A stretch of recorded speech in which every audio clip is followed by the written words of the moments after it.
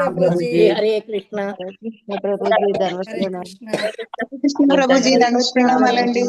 హరే కృష్ణ ప్రభుజీ హరే కృష్ణ ప్రభుజీ దండ ప్రణామం. హరే కృష్ణ ప్రభుజీ ప్రణామాలు. హరే కృష్ణ ప్రభుజీ హరే కృష్ణ దండవత్ ప్రభుజీ దండవత్ ప్రణామాలు. ప్రణామం. హరే కృష్ణ ప్రభుజీ దండవత్ ప్రణామం. హరే కృష్ణ, అందరికీ ధన్యవాద ప్రణామాలు. సో ఇవాళ ఈ క్లాస్ ని స్టార్ట్ చేద్దాము. ఓం అజ్ఞానతిమిరాంధస్య జ్ఞానాంజనశలాకయా చక్షురున్మీలితం యేన తస్మై శ్రీ గురవే నమః.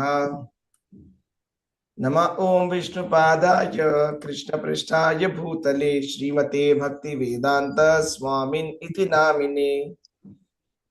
నమస్తే సారస్వతి దేవే గౌరవాణి ప్రచారిణే నిర్విశేష శూన్యవాది పాశ్చాత్య దేశతారిణే. జయ శ్రీ కృష్ణ చైతన్య ప్రభు నిత్యానంద శ్రీ అద్వైత గదాధార శ్రీవాసాది గౌర భక్త వృంద. హరే కృష్ణ కృష్ణ కృష్ణ హరే హరే, హరే రామ రామ రామ హరే హరే. హరే కృష్ణ. ప్రణామాలు.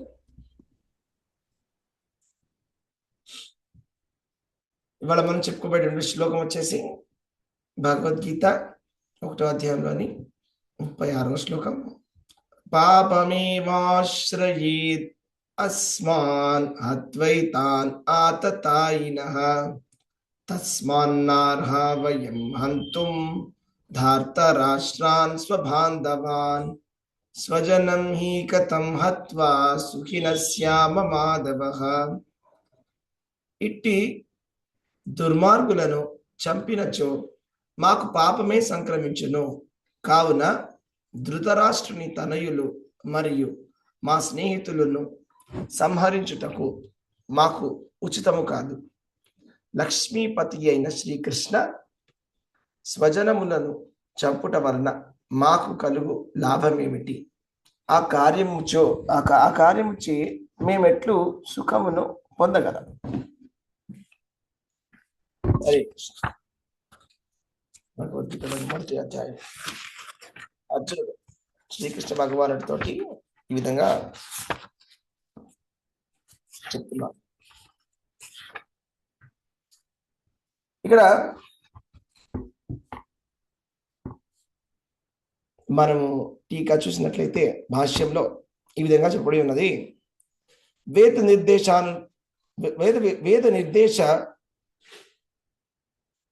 వేద నిర్దేశం ప్రకారంగా విషము పెట్టువాడు, గృహముకు నిప్పు పెట్టువాడు, మారణాయుధాలముతో దాడి చేయువాడు, సంపదను కొల్లగొట్టువాడు, ఇతరుల భూమిని ఆక్రమించడివాడు, ఇతరుల భార్యను చేపట్టడివాడు అని 6 రకముల దుర్మార్గులు కలరు. అట్టి దుర్మార్గులను వెంటనే వధించవలెను. అట్టి వధ చేత ఎట్టి పాపము కలుగదు. అట్టి దుర్మార్గుల వధ సామాన్య మానవులకు కూడా ఉచిత కార్యమే అగును అని ఈ విధంగా చెప్పబడి ఉన్నది అన్నమాట. కానీ అర్జునుడు సామాన్య మానవుడు కాదు. అతడు సాధు స్వభావం కలిగి ఉండుట చేత వారి పట్ల సాధుత్వము ప్రదర్శింపదలిచెను. కానీ ఈ రకమైన సాధువర్తన క్షత్రియునికి ఉచితము కాదు. రాజ్యమును పాలించు బాధ్యత గల రాజు సాధు స్వభావమును కలిగి ఉండవలనే గాని పిరికివాడే ఉండకూడదు అని చెప్తున్నారు. అంటే ఇక్కడ మనం తెలుసుకోవాల్సిన విషయం ఏంటంటే, ఇక్కడ అర్జునుడు ఏం చెప్తున్నాడంటే, ఈ దుర్మార్గులు ఎవరైతే ఉన్నారు, ధార్తరాష్ట్ర అంటే ధృతరాష్ట్రుడి యొక్క పుత్రులైనటువంటి వాళ్ళు ధార్తరాష్ట్ర, వీళ్ళందరూ కూడా దుర్మార్గులు. వీళ్ళని సంహరించడం వల్ల పాపం ఏవాశ్రయేత్, కేవలం మాకు పాపమే సంక్రమిస్తుంది.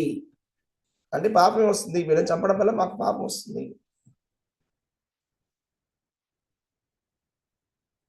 వీళ్ళని చంపడం వల్ల ఎందుకు పాపం వస్తుంది అని అంటున్నాడు అర్జునుడు. ఎందుకంటే బాంధవాన్ స్వబాంధవాన్ అంటే స్వజనం స్వబాంధవాన్. వీళ్ళు ఎంత చెడ్డవాళ్ళైనా దుర్మార్గులైనా వాళ్ళు బంధువులు, స్నేహితులు. అలాంటి బంధుమిత్రుల్ని సంహరించడం ఉచితమా అని అడుగుతున్నాడు అనమాట. ఈ విధమైనటువంటి పనిని ఏ విధంగా చేయవచ్చు, తప్పు కదా అని చెప్తున్నాడు అనమాట. తర్వాత వీళ్ళని చెప్పిన తర్వాత నేను ఏ విధంగా సుఖంగా ఉండగలను అని చెప్తున్నాడు, అడుగుతున్నాడు. స్వజనం హి కథం హత్వా సుఖిన శ్యామ. వీళ్ళని చంపిన తర్వాత నేను ఏ విధంగా సుఖంగా ఉండగలను అని అడుగుతున్నాడు. అంటే ఇలాంటి ప్రశ్న మనం ఎప్పుడు అడుగుతాము? మన మనసులో ఒక డెసిషన్ అయిపోయింది, ఆ డెసిషన్ ని మనం బయటికి చెప్తున్నాం అనమాట. ప్రశ్న అడిగేది ఆన్సర్ కోసం కాదు. నేను ఎలా చెప్పగలను అంటే అది ఒక రెటారిక్ క్వశ్చన్ అంటారు. అది ఎలా చేస్తామండి? అలా ఎలా చేస్తారు? బంధువుల్ని చంపేసుకుంటారా? బంధువుల్ని చంపేస్తే మా బంధుమిత్రులందరినీ కూడా చంపేసుకుంటే నేను ఏ విధంగా సంతోషంగా ఉండగలను? మీరే చెప్పండి. ఆ విధంగా అడుగుతున్నారు అర్జునుడు అన్నమాట. ఎవరైనా తన బంధుమిత్రులను చంపేసుకుంటారా? ఎంత యుద్ధమైనా, ఎంత క్షత్రియులైనా నా సొంత బంధువుల్ని నన్ను చంపేయమంటావా? వీళ్ళందరూ ఎంత కాదన్నా మా పెదనాన్న కొడుకులే కదా, అలానే చంపేస్తారండి అని ఆ విధంగా చెప్పడం జరిగింది అన్నమాట. ఇక్కడ తెలుసుకోవడానికి ప్రయత్నం చేద్దాం. రకరకాల కోణాల్లో ఈ శ్లోకాన్ని అర్థం చేసుకోవడానికి ప్రయత్నం చేద్దాం. మొట్టమొదటి కోణం ఏంటంటే వీళ్ళని దుర్మార్గులు అని చెప్పబడింది. 6 రకాలైనటువంటి దుర్మార్గులు ఉంటారండి. 6 రకాలైనటువంటి దుర్మార్గులు. సో 6 రకాలైనటువంటి దుర్మార్గులలో ఎవరున్నారు అంటే చెప్తున్నాను ఏంటంటే విషము పెట్టువాడు. విషం పెట్టువాడు అంటే ఎవరైతే చంపడానికి ప్రయత్నం చేస్తున్నారో, విషం పెట్టి చంపడానికి ప్రయత్నం చేసినటువంటి వాడు దుర్మార్గుడు. అంటే ఈ విధంగా అయితే ఇప్పుడు భీముడికి దుర్యోధనుడు విషపూరితమైనటువంటి భోజనాన్ని తినిపించడం జరిగింది. భీముడు కళ్ళు తిరిగి పడిపోయిన తర్వాత ఒక రాయికి కట్టేసి ఆయనని నీళ్ళలో పడేయడం జరిగింది. అప్పుడు నీళ్ళ లోపలికి వెళ్ళిపోయి కింద అక్కడ నాగలోకానికి వెళ్ళిపోయాడు భీముడు. ఆ నాగలోకంలో ఉన్నటువంటి సర్పాలన్నీ కాటు వేయడం జరిగింది. ఆ కాటు వేయడం వల్ల ఈయన లోపల ఉన్నటువంటి విషయము, ఆ పాముల్లో ఉన్నటువంటి విషయము రెండు కూడా ఒకదానికి ఒకటి కట్టయిపోయి ఆయన వల్ల లేవడం జరిగింది. సో అక్కడ ఆయనకి చాలా మంచి మంచి శక్తులు కూడా వస్తాయి. 1000 ఏనుగుల బలం వచ్చేటువంటి ఇది కూడా ఆయనకి ఇస్తారు. సో ఆ విధంగా జరిగింది. అంటే ఇక్కడ చెప్పినటువంటి విషయం ఏంటంటే సామాన్యమైనటువంటి మానవుల్ని కూడా ఎవరిని కూడా చంపడానికి ప్రయత్నం చేసినటువంటి వాళ్ళని చంపినా కూడా ధర్మసూత్రాల ప్రకారంగా తప్పులేదు అనేది వాదన. ధర్మసూత్రాలు అంటే మనకు పాటించినటువంటిది మనుసూత్రాలు, మనుధర్మ సూత్రాల ప్రకారంగా ఈ విధంగా చెప్పారన్నమాట. తర్వాత గృహానికి నిప్పు పెట్టేవాడు. మనం చూస్తుంటాం కొన్ని ఊళ్ళలో గృహాలకు నిప్పు పెట్టిస్తుంటారు. అంటే సజీవ దహనం చేయాలనేటువంటి ఒక ఆలోచనతోటి, అంటే ఆ గృహంలో ఉన్నటువంటి వాసులని సజీవంగా దహించేయాలి అని చేయడానికి ఎన్నో ప్రయత్నాలు చేస్తుంటారు. సో అంటే వాళ్ళు అలా పడుకొని నిద్రలోనే చనిపోతారు, వాళ్ళకి తెలియనట్లయితే నిప్పు పెట్టినట్లు. సో పాండవులకు కూడా ఆ విధంగా జరిగింది కదా. వాళ్ళు లక్కా గృహానికి వెళ్ళినప్పుడు ఆ లక్కా గృహాన్ని ఒకటి తయారు చేయించారు. వీళ్ళే ఏం చేశారు, వీళ్ళు పాండవులకు ఒక లక్కా గృహాన్ని తయారు చేయించి ఆ గృహానికి అక్కడికి రమ్మని చెప్పి అక్కడికి ఉండమని చెప్పి వాళ్ళకి ఎన్నో పరిచర్యలు చేసిన విధంగా చాలా మంచి వాళ్ళలాగా నటిస్తూ వాళ్ళని లోపల పెట్టి వాళ్ళు ఒక రోజు రాత్రి వీళ్ళందరూ పడుకుని ఉండగా అక్కడ నిప్పు పెట్టాలి అనేటువంటి ఒక ప్రణాళికని వేయడం జరిగింది. అవునా? అప్పుడు ఏం జరిగింది? విదురుడు ఒక హింట్ ఇస్తాడు. ఆ హింట్ని పట్టుకుంటారు పాండవులు. ఒక చిన్నగా సలహాలకు చిన్నగా చెప్తాడు. దాన్ని ఆ క్లూని పట్టుకుంటాడు. ఆ క్లూ పట్టుకొని వీళ్ళు తెలుసుకుంటారు, ఓహో ఎలుక ఏ విధంగా అయితే బయటికి వస్తుందో అలా బయటికి రావాలన్నమాట అని. అంటే ఎవరు నిప్పు పెట్టబోతున్నారు, దీనికి ఇంటికి నిప్పు పెట్టబోతున్నారు అని ఒకసారి పరీక్షిస్తాడు. అసలు ఈ ఈ ఈ ప్యాలెస్ కొత్త కట్టారు కదా, ఏంటి అసలు దీన్ని దేంతో తయారు చేశారు? ఇప్పుడు మనం ఇల్లు కట్టుకుంటాము, ఇల్లు కట్టుకున్నప్పుడు ఒకప్పుడైతే రాళ్ళతో కట్టేవాళ్ళు, ఇప్పుడైతే సిమెంట్ తోటి ఇటుకలతోటి కడతారు. కానీ లక్కతో కడతారు. చెక్ చేస్తాడు, చూస్తే అది లక్కతో కట్టింది. లక్కతో కడితే ఏమవుతుంది అంటే మొత్తం అంటుకుపోతుంది అనమాట, ఫ్లేమబుల్ అంతా కూడా. కొంచెం అంటించామంటే మొత్తం ఇల్లంతా అంటుకుపోతుంది ఒక్కసారి. అలాంటి ఇల్లు కట్టారు వాళ్ళు. ఎందుకు? పాండవుని చంపేసి అయ్యో మాకేం తెలీదు రాత్రి వీళ్ళు చనిపోయారు అని చెప్పడానికి. అయితే వీళ్ళు ఏం చేశారు, పాండవులు అక్కడ ఎవరో పాపం 5గురు పడుకొని ఉన్నారు. అలాగే ఒక ఆవిడ కూడా పడుకొని ఉన్నారు, వాళ్ళ తల్లి గారు. 5గురు కొడుకులు, వాళ్ళ తల్లి గారు అక్కడ పడుకొని ఉంటే అది చూసి అక్కడి నుంచి వాళ్ళు బయటకు వచ్చేస్తారు పాండవులు. సో ఆ మృతదేహాలను చూసినప్పుడు వీళ్ళు పాండవులే అని అనుకుంటారు. కానీ ఆ మృతదేహాలు పాండవులు కావు. వాళ్ళు ఎక్కడికి వేరే చోటుకి వెళ్ళిపోతారు. వాళ్ళు బ్రాహ్మణుల వేషంలో వెళ్ళి ఇంకొక చోట అజ్ఞాతంగా ఉంటారు కొన్ని రోజులు. మళ్ళా ద్రౌపది స్వయంవరంలో మళ్ళా బయటపడతారు పాండవులు. మళ్ళా పాండవులు బతికే ఉన్నారా అని తెలుసు. మొదట్లో పాండవులు చనిపోయారు అనుకుంటారు అందరు. కృష్ణుడికి కూడా వచ్చి చెప్తారు పాండవులు చనిపోయారు అని. అయ్యో పాండవులు చనిపోయారు, అందరు బాధపడతారు, శోకిస్తారు. కానీ కృష్ణుడికి ముందే తెలుసు పాండవులు చనిపోలేదు, ఈ విధంగా ఉన్నారు అని పాండవుల గురించి తెలుసు. అయితే ఆ విధంగా దుర్యోధనుడు గృహానికి కూడా నిప్పు పెట్టించాడు. మారణాయుధములతోటి దాడి చేయువాడు, మారణాయుధాలతోటి దాడి చేయువాడు. ఎవరైనా ఒకరిని చంపడానికి వచ్చినప్పుడు తనని తాను రక్షించుకోవడానికి అవతల వాడిని చంపినట్లయితే అది చట్టరీత్యా కూడా నేరం కాదని కూడా చెప్తుంటారు. అవునా? అంటే తనని తాను సెల్ఫ్ డిఫెన్స్ కోసమని తనని తాను కాపాడుకోవడానికి అవతల వాడిని చంపినట్లయినా కూడా అది తప్పు కాదు అనే ధర్మశాస్త్రాల్లో చెప్తున్నారు. ఏ విధంగా అయితే పాండవులని ఎప్పటికప్పుడు వాళ్ళు ఏదో ఒక విధంగా ఓడించడానికి ప్రయత్నం చేయడం కానీ, వాళ్ళపై దాడి ఎత్తడం కానీ, చంపడానికి కానీ ప్రయత్నం చాలాసార్లు చేయడం జరిగింది. సంపదను కొల్లగొట్టువాడు ఎవరైతే ఒకళ్ళ సంపదని కొల్లగొట్టడం అనేది చాలా తప్పు పని, దొంగతనం చేయడం అనేది చాలా తప్పు పని. అయితే మనకి ఈశోపనిషత్తులో ఏం చెప్పారంటే, ఈశావాస్యం ఇదం సర్వం యత్కించ జగత్యాం జగత్ తేన త్యత్వేన భుంజిత. ఏదైతే మనకిచ్చినటువంటి ఫలితాన్ని మాత్రమే మనం భోజించాలి. అవతల వాడి యొక్క ఆస్తిని మనం చూడకూడదు. అవతల వాడి యొక్క ఆస్తిని, ధనాన్ని మనం ఇనుము కింద చూడాలి. అవతల వాళ్ళ యొక్క బంగారం మన ఇనుములా కనిపించాలి. అవతల వాళ్ళ యొక్క భార్య మనకి తల్లిలా కనిపించాలి. ఓకే, కానీ పాపాత్ములకి తనకి కావాలి, అవతల వాడికి కూడా తనకి కావాలి. ఇది నాది కాదు అనేటువంటి వ్యత్యాసము లేకుండా ఉంటాడు ఒక దుర్మార్గుడు.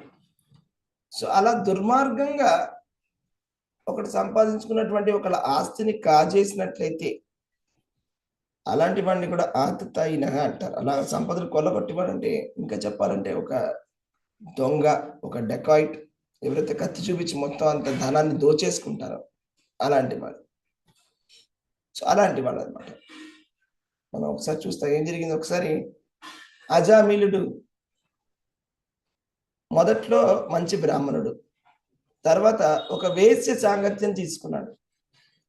తీసుకున్న తర్వాత బ్రాహ్మణత్వాన్ని విడిచిపెట్టేసి ఒక బందిపోటు దొంగ కింద మారాడు.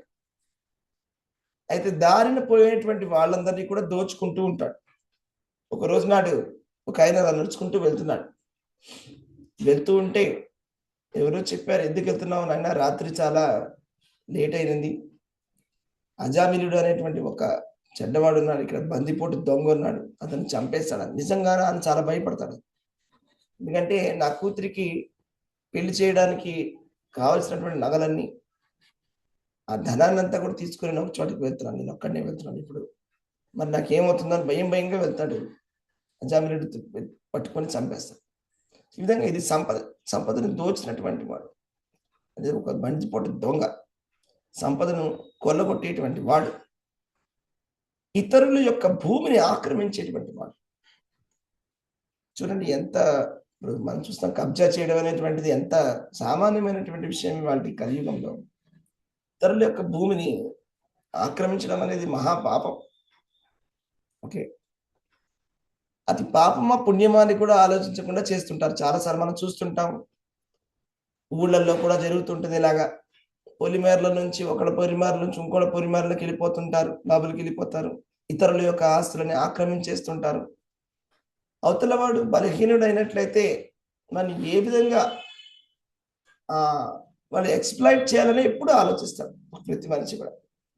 ఎవరికి ఎంత బలం ఉంది, అవతల వాడి బలం చూసి వాడిని ఏ విధంగా ఎక్స్ప్లాయిట్ చేయాలి అనేటువంటి మెంటాలిటీ చూశారు. ఆ మెంటాలిటీతో చూస్తారు.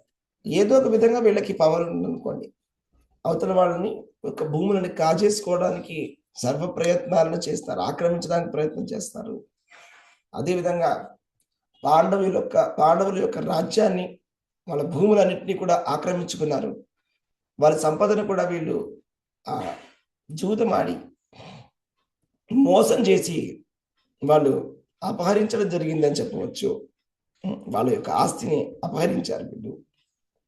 ఇతరుల యొక్క భార్యలను చేపట్టడి వాడు, తన భార్యనే కాకుండా తన భార్య భగవంతుడు ఇచ్చినటువంటిది, తన భార్య, ఇతరుల యొక్క భార్యల్ని తల్లితో సమానం అని చెప్తుంది శాస్త్రం.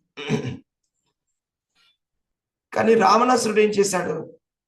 రావణాసురుడికి అలాంటిది ఏమి లేదు. రావణాసురుడు సీతాదేవిని చూసి సీతాదేవిని అపహరించాడు. అంటే ఇది తన భార్య కాదు అనేటువంటి ఒక చాలా బేసిక్ నియమం కూడా ఆయన తెలుసుకోకుండా ఎంతో మందిని ఆయన చెరపట్టడం జరిగింది గతంలో. అలా చేయడం వల్ల ఆయన శాపగ్రస్తుడు కూడా అయినాడు. అయినా కూడా అలాగే చేసుకుంటూ వెళ్తూ ఉన్నాడు. అదేవిధంగా సీతాదేవిని అపహరించడం జరిగింది, అవునా?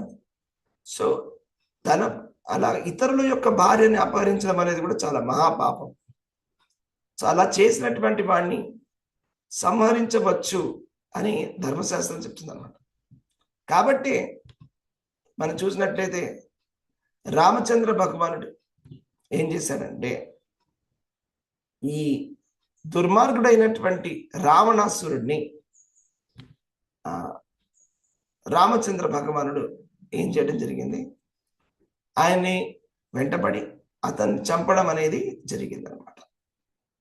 సో ఈ విధంగా మనం తెలుసుకోవాలి. దుర్మార్గులని చంపడంలో ఎటువంటి పాపం అనేది లేదు. దుర్మార్గుల్ని చంపవచ్చు, సామాన్యులైనా కూడా దుర్మార్గుల్ని చంపవచ్చు అనేది ఇక్కడ చెప్పినటువంటి విషయం అన్నమాట. ఆతతాయిన అనేటువంటిది పదం, ఆతతాయిన. కాకపోతే అర్జునుడికి ఇది తెలియదా? మరి ధర్మశాస్త్రాలు ఈ విధంగా చెప్పారని తెలియదా?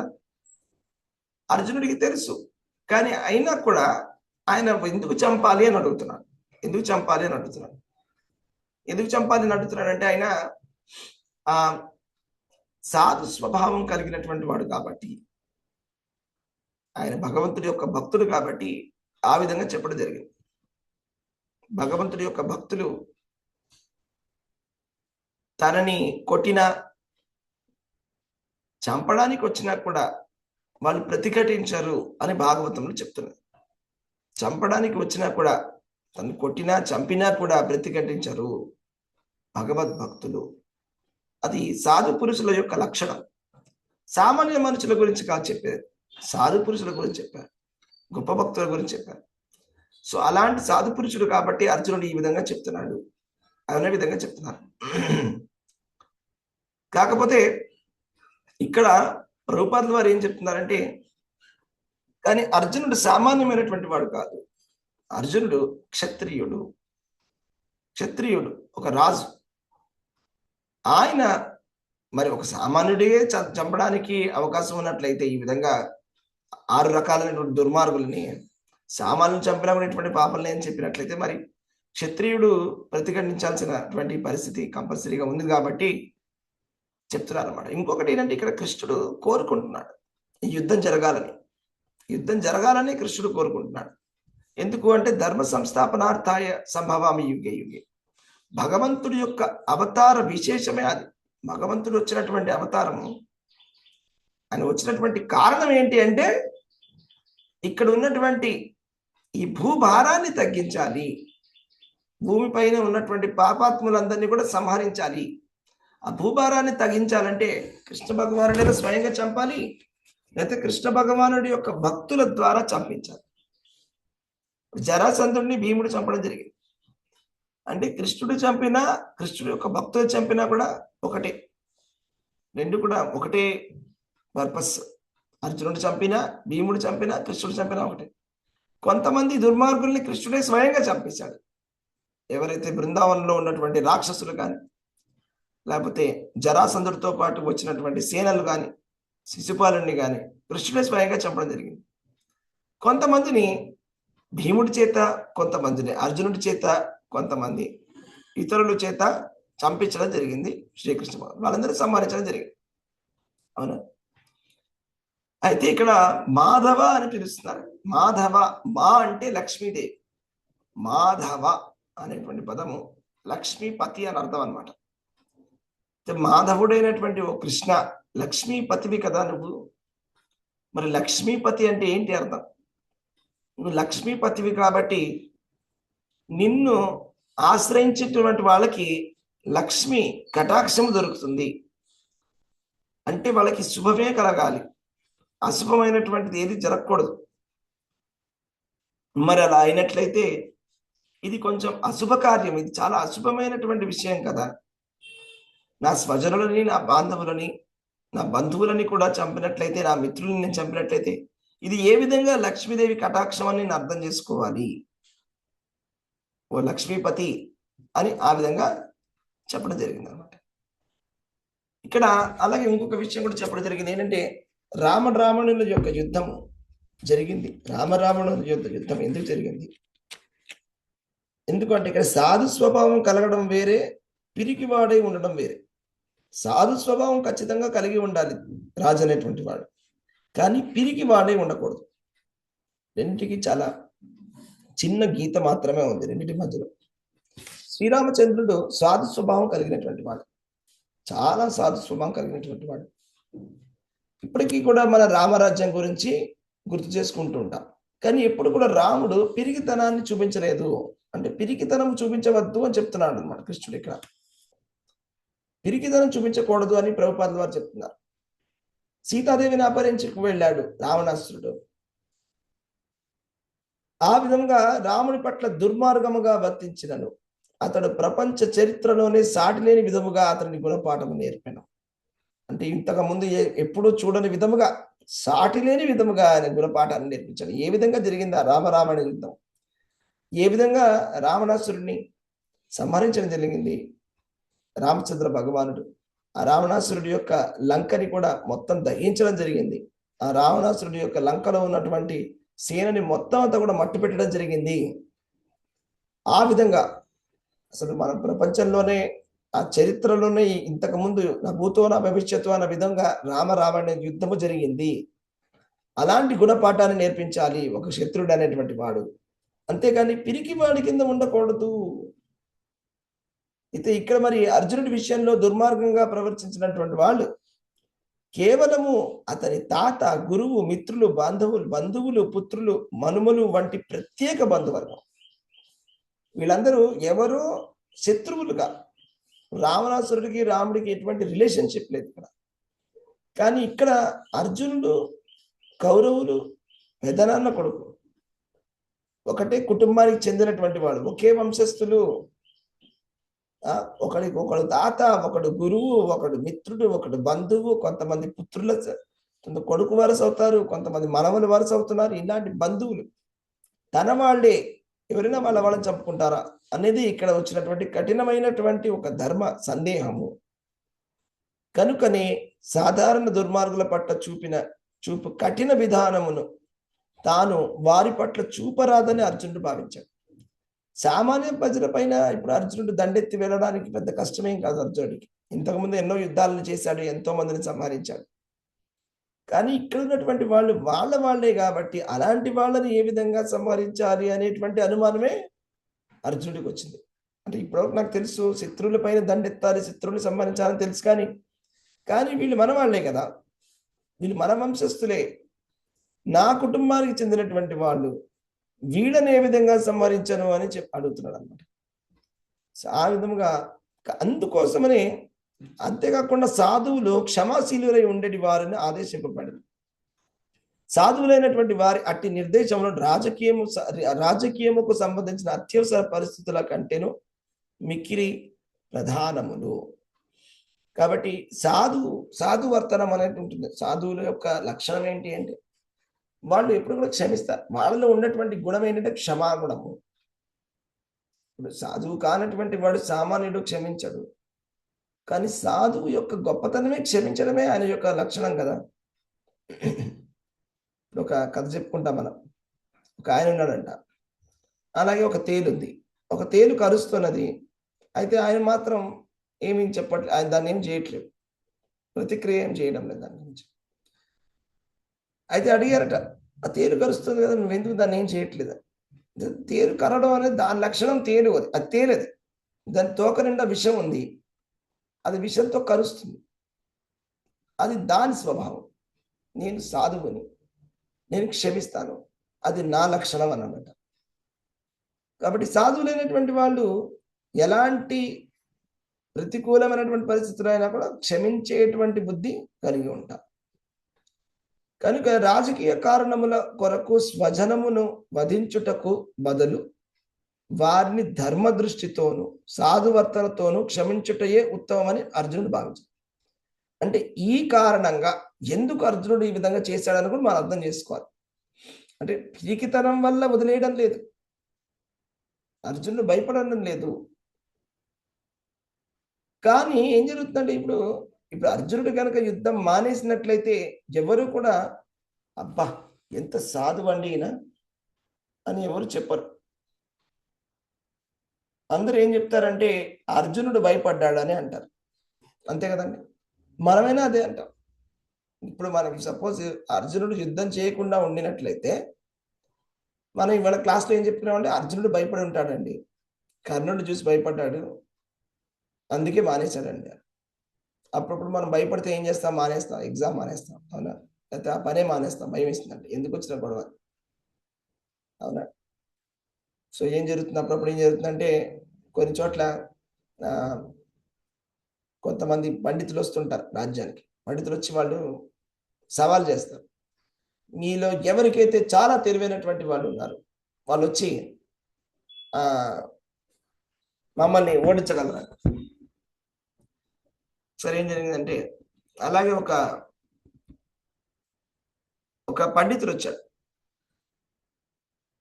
సో ఒక పండితుడు వచ్చి ఏం చేశాడు, ఒక రాజ్యానికి వచ్చి చెప్పాడు అనమాట, ఎవరైనా కూడా మీ రాజ్యంలో తెలివైనటువంటి వాళ్ళు ఉన్నట్లయితే వాళ్ళు మమ్మల్ని ఓడించగలరు. అయితే ఏం జరుగుతుంది, ఆయన వచ్చి ఒక ఆయన అంటాడు అనమాట, సరే మనం మాట్లాడుకుందాం, అయితే నేను రేపు ఒక మంచి పురాణం గురించి మనం మాట్లాడుకుందాం, మీ పురాణం గురించి మీరేం చెప్పండి, ఖట్వాంగ పురాణం గురించి మనం మాట్లాడుకుందాం. ఖట్వాంగ పురాణం ఏంటి అని అనుకుంటున్నాం.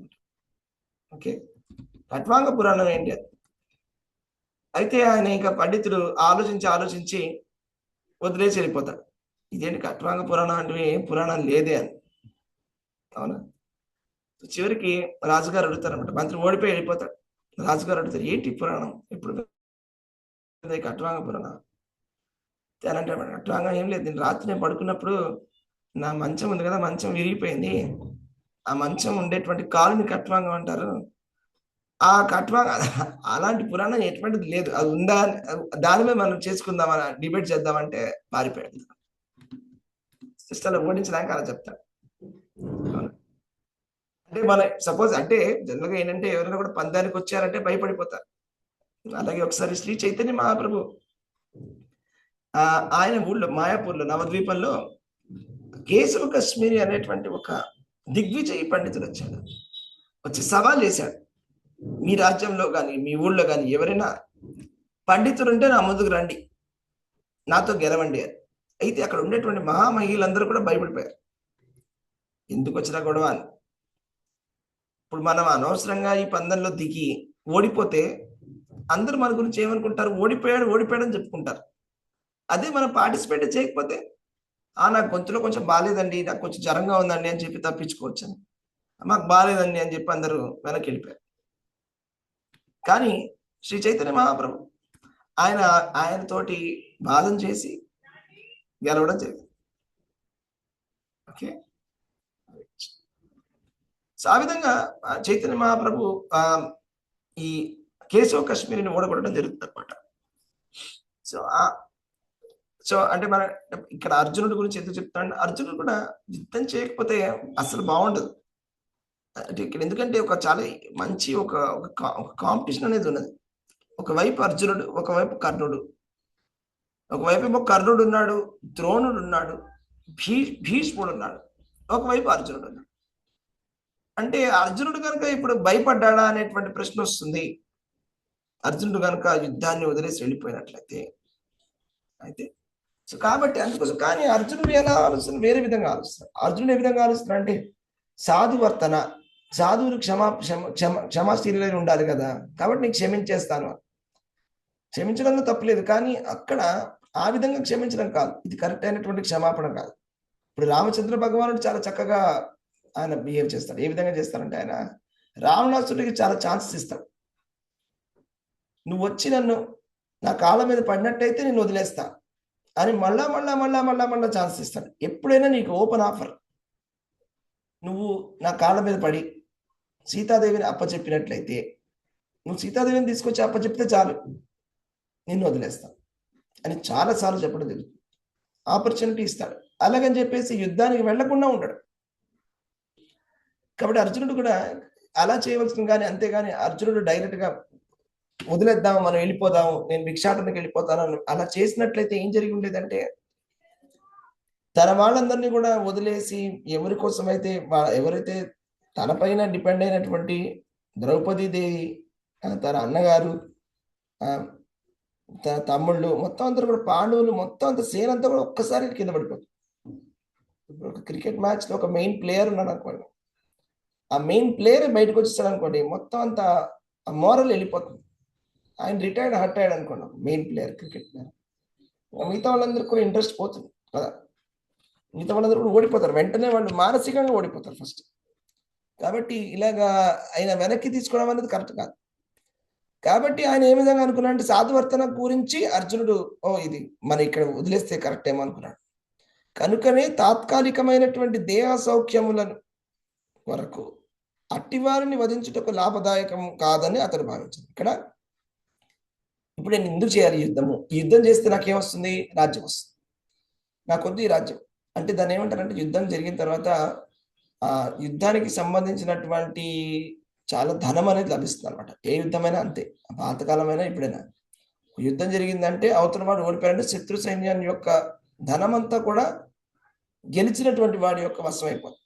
చాలా డబ్బులు సంపాదించవచ్చు, చాలా భోగిస్తారు, చాలా ఎంజాయ్ చేయొచ్చు. ఆ విధంగా ఆ యుద్ధంలో జరుగుతుంది అనమాట, వార్ బూటీ అంటారు దాన్ని. కాబట్టి అది ఇప్పుడు దానికోసం అక్కడ తాత్కాలికమైనటువంటి ఆ డబ్బులు నేను దోచుకొని ఇప్పుడు ఆ డబ్బులు అంతా అఫ్కోర్స్ ఇది వాళ్ళదే వాళ్ళు తీసుకుంటున్నారు, కానీ ఆ తాత్కాలికమైనటువంటి వాటి కోసం నేను ఎందుకు చేయాలి అని కన్ఫ్యూజ్ అవుతున్నాడు అర్జునుడు. కాబట్టి అలాంటి కార్యం ద్వారా లభించే రాజ్యము మరియు సౌఖ్యములు అశాశ్వతములైనప్పుడు స్వజనములను వధించి తన జీవితమును మరియు శాశ్వత ముక్తి నుంచి అతడు ఏ విధముగా పణము పెట్టవలను అనుకున్నాడు. అని ఏమంటున్నాడంటే, ఇది పాపము కదా, స్వజనులను చంపడం పాపము కదా, తాత్కాలికమైనటువంటి ధనాన్ని ఆర్జించడం కోసం అని ఆ లోభముతోటి యుద్ధం చేయడం తప్పు కదా. మోక్ష మార్గం అంటే ఏంటి, అన్నిటినీ వదిలిపెట్టేసేసి ఏ యుద్ధము చేయకుండా ఇవన్నీ భౌతికమైన విషయాలన్నీ వదిలేసి ఆధ్యాత్మికంగా ఉండాలి కదా, నాకు ఆధ్యాత్మికంగా ఉండాలని ఉంది అని చెప్తున్నాడు. కాకపోతే ఇక్కడ కృష్ణుడు దానికి సమాధానం చెప్తాడు. తర్వాత ఆధ్యాత్మికంగా ఉండడం అంటే ఏంటి అర్థం అంటే, నువ్వు చేయవలసినటువంటి పనిని నువ్వు చేస్తూ భగవత్ అర్పణగా చేసినట్లయితే, ఎటువంటి అహంకారం లేకుండా యుద్ధం చేసినట్లయితే అసలు యుద్ధం చేసినట్లే కాదు అని. నువ్వు ఆ విధమైనటువంటి మనస్తత్వంతో నువ్వు క్షత్రియుడి కింద యుద్ధం చేసినట్లయితే, ఆ భగవంతుడి కార్యమై నువ్వు పనిచేస్తున్నాను అనేటువంటి మనస్తత్వంతో యుద్ధం చేసినట్లయితే, భగవంతుడి నిర్దేశానుసారమై చేసినట్లయితే, ఇది నేను కాదు అనేటువంటి కర్తృత్వ భావము లేకుండా యుద్ధం చేసినట్లయితే నువ్వు చంపినా కూడా చంపినట్టు కాదు అని కృష్ణ భగవానుడు దానికి సమాధానంగా చెప్తాడు. కానీ యుద్ధం చేయవలసిందే. ఎందుకంటే చంపితే ఆయన గనక గెలిచినట్లయితే జిత్వా వా మోక్షసే మహీం, గెలిచినట్లయితే రాజ్యాన్ని గెలుచుకుంటావు, ఓడిపోతే హత్వా వా స్వర్గం, ఓడిపోయినట్లయితే స్వర్గానికి వెళ్తాం. ఎందుకంటే నువ్వు ఒక మంచి యోద్ధగా యుద్ధంలో వచ్చి రణరంగంలో ధైర్యంగా నువ్వు పోరాడుతూ చనిపోయావు కాబట్టి నీకు స్వర్గలోకం వస్తుంది, పైలోకానికి వెళ్తావు. అదే నువ్వు గెలిచినట్లయితే నీకు ఆ రాజ్యం అనేది వస్తుంది. సో ఏ విధంగా చేసినా కూడా నీకు అదే కరెక్ట్. నువ్వు యుద్ధం చేయకపోవడం అనేది కరెక్ట్ కాదు, ఎందుకంటే యుద్ధం చేసి తీరాల్సిందే. అది యుద్ధం చేయకపోతే ఏమవుతుంది, అందరూ నవ్వుకుంటారు, ఏం జరుగుతుంది తెలుసు, రెండు విషయాలు జరుగుతాయని చెప్పాడు కృష్ణుడు. మొట్టమొదటి విషయము, అర్జునుడు పిరికివాడు అని అందరూ గట్టిగా నవ్వుతారు, నీ శత్రువులందరూ కూడా అపహాస్యం చేస్తారు, మళ్ళా గుచ్చి చెప్తారు, అర్జునుడు చూడు ఎంత పిరికివాడు, పిరికి పంద పారిపోతున్నాడు అని అలా నవ్వుకుంటారు. మొదటి విషయం.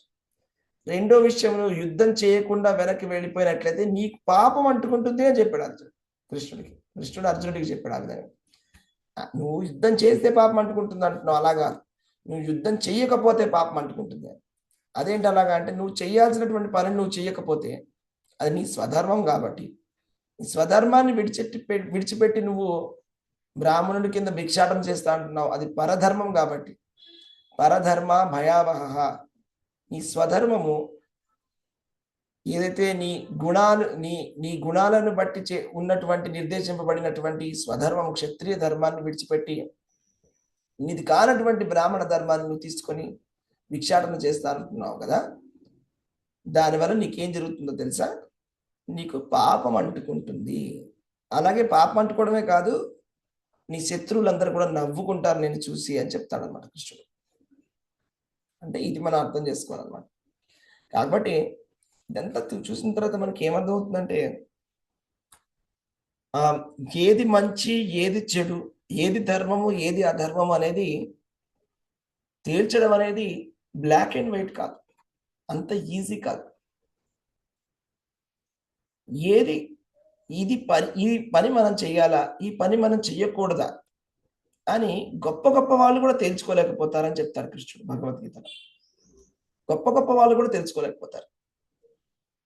అంటే ఒక క్లిష్టకరమైనటువంటి ఒక నిర్ణయం తీసుకోవాలంటే, రెండు డిఫికల్ట్ చాయిసెస్ లోంచి ఒక చాయిస్ మనం తీసుకోవాలంటే ఏ విధంగా తీసుకోవాలి అనేది అంత ఈజీ కాదు.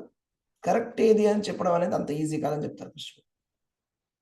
కాబట్టి మనం ఏం చేయాలి అంటే, గురు సాధు శాస్త్ర ప్రమాణంగా చేయాలి.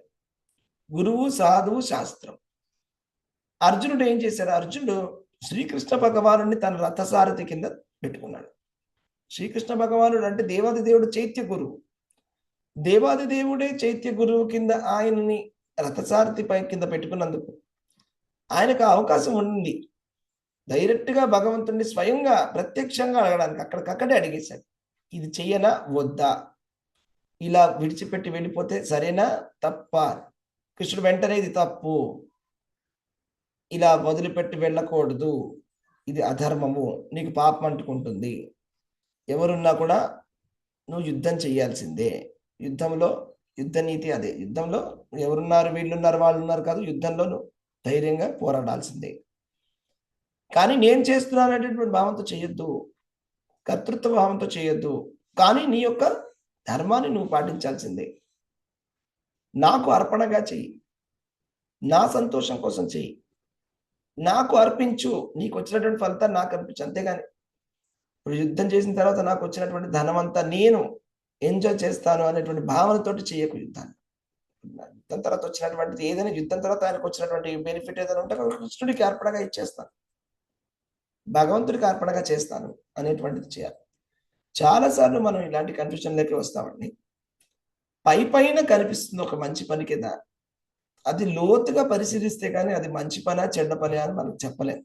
అది ఎవరు నిర్ణయించగలరు అనేది దానికి నేను డైరెక్ట్ ఆన్సర్ చెప్పలేను. ఇప్పుడు మీరు వెంటనే అడగచ్చు, ప్రభుజీ ఇది మరి ఇది కరెక్ట్ ఏది ఏది తప్పేది అని నేను చెప్పలేను. కరెక్ట్ ఫార్ములా మనం చెప్పలేము. ఎవరు కూడా అదంతా కూడా ఆ సిచ్యువేషన్ బట్టే మనం చెప్పాలి.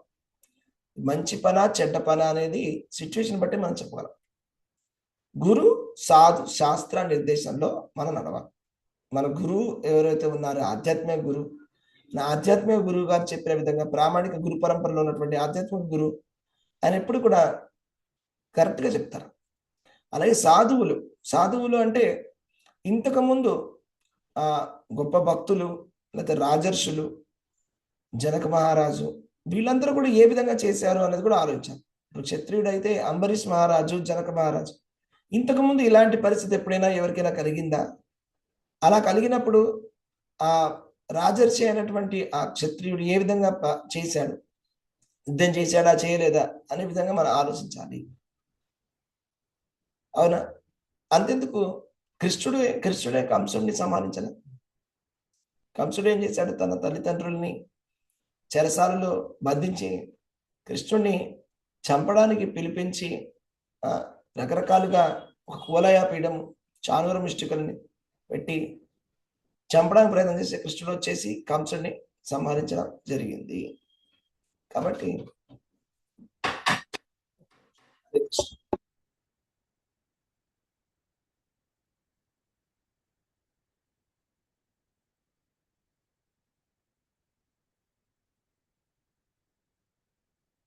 హరే కృష్ణ. సో ఈ విధంగా మనం అర్థం చేసుకోవాలండి.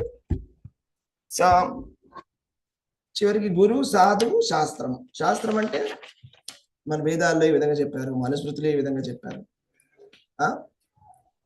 భక్తులు ఏ విధంగా వర్తించారు, లేకపోతే భగవంతుడు కానీ భగవద్భక్తులు కానీ ఏ విధంగా ఇలాంటి పరిస్థితుల్లో వాళ్ళు యాక్ట్ చేశారనేది మనం ఒక గైడెన్స్ తీసుకొని ఎప్పుడైనా మనం ఏది సరి ఏది తప్పు అనేది కూడా తెలుసుకోవాలి. ఇంకా కృష్ణుడు చెప్తాడమ్మా, తస్మాత్ శాస్త్రం ప్రమాణంతే కార్యకార్యం వ్యవస్థితావు. అంటే శాస్త్రాన్ని ప్రమాణంగా తీసుకొని కార్యాన్ని అకార్యాన్ని తెలుసుకోవాలి. అలాగని చెప్పేసి శాస్త్రంలో ఉంటే కూడా అందులో కూడా శాస్త్రంలో ఉంది కదా అంటే బుక్లో ఉంది అని చెప్పి అది కూడా ఒక రకమైనటువంటి కరెక్ట్ ఆలోచన కాదు. ఏంటంటే కరెక్ట్గా ఆలోచన అంటే బుక్లో ఉంది, దాన్ని కరెక్ట్గా చెప్పగలిగేటువంటి గురువు ఉండాలి. జస్ట్ బుక్లో ఉంది కదా అని చెప్పేసి మనం బ్లైండ్గా చేయకూడదు. ఏదైనా ఒక పనిని అంటే గుడ్డిగా ఏ పనిని కూడా చేయకూడదు. ఏ పనైనా కూడా దానికి ఒక కాంటెక్స్ట్ అనేది ఉంటుంది, దాన్ని అర్థం చేసుకొని చెప్పగలిగేటువంటి ఒక ఎక్స్పర్ట్ అనేటువంటి వాడు ఉంటాడు. అలాంటి ఎక్స్పర్ట్ ప్రాక్టీషనర్ వాళ్ళ దగ్గర గైడెన్స్ తీసుకొని కరెక్ట్గా ధర్మశాస్త్రాన్ని కరెక్ట్గా అర్థం చేసుకొని ప్రాక్టికల్ రియలైజేషన్లో ఇప్పుడున్న ప్రస్తుత పరిస్థితుల్లో ఏ విధంగా మనం పనిచేయాలని తెలుసుకొని పనిచేయాలి. కానీ ఏది ఏమైనా కూడా మనం ఎప్పుడు కూడా భగవంతుడి సంతృప్తి కొరకై పని చేయాలి. మనం సొంత తెలివితేటలు వాడితే మనకి పిచ్చి ఆలోచనలు వస్తాయి అన్నమాట. మన సొంత తెలివితేటలు వాడినప్పుడు ఎలాంటి ఆలోచనలు వస్తాయంటే ఏదో ఇంకా రకరకాలైనటువంటి పిచ్చి ఫిలాసఫీస్ అని బయటకు వస్తాయి. మానవ సేవ, మాధవ సేవ అని కృష్ణుడి సేవ పక్కన పెట్టి ఇంకేదో పట్టుకుంటాం. అలాంటి పిచ్చివన్నీ వస్తుంటాయి ఆలోచన, పిచ్చి ఫిలాసఫీస్ అని బయటపడుతుంటాయి. ఇవన్నీ ఏంటి అంటే మన సొంత తెలివితేటలు వాడడం వల్ల వచ్చేటువంటి ఫిలాసఫీ అన్నమాట. ఓకే, మనం ఎప్పుడైనా కూడా శాస్త్రాన్ని ప్రమాణంగా తీసుకొని పనిని చేయాలి. ఓకే, హరే కృష్ణ. ఇక్కడ మనం స్టాప్ చేద్దాం. హరే కృష్ణ. Okay, Hare Krishna devotees. హరే కృష్ణ ప్రభు. హరే కృష్ణ ప్రభుజీ, దండవత్ ప్రణాం ప్రభు. హరే కృష్ణ ప్రభుజీ, దండవత్ ప్రణాం ప్రభు.